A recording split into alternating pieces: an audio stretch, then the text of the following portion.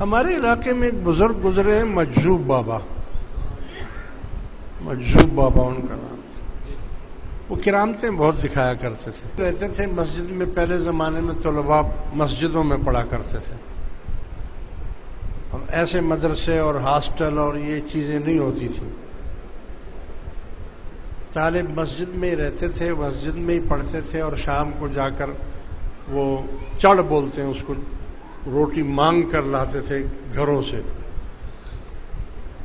طلباء بیٹھے ہوئے ہیں، روٹی رکھی ہوئی ہے، بابا آ گیا، بولا کیا کر رہے ہو بیٹا؟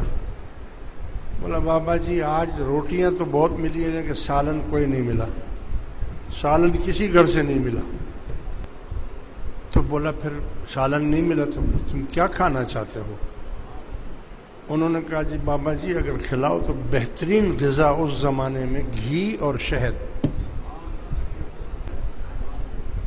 فرمایا وہ میرا کوزہ لے آؤ، لوٹا پانی کا کوزہ بھر کر لائے، اور ایک تھال میں ڈال دیا پانی۔ ایک مرتبہ الحمد شریف پڑھا، 3 مرتبہ قل هو اللہ، 3 مرتبہ درود شریف پڑھ کر بولا کھاؤ یہ گھی اور شہد ہے۔ انہوں نے کھانا شروع کیا تو واقعی وہ تو گھی اور شہد تھا۔ غالبوں نے بولا اچھا وظیفہ مل گیا۔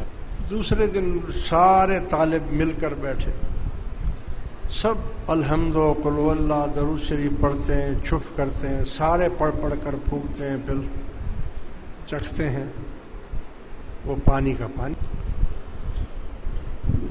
انہوں نے کہا بابا یہ کیا بات ہے، آپ ایک دفعہ پڑھتے ہیں، ہم 100 دفعہ پڑھتے ہیں پھر بھی نہیں ہوتا ہے۔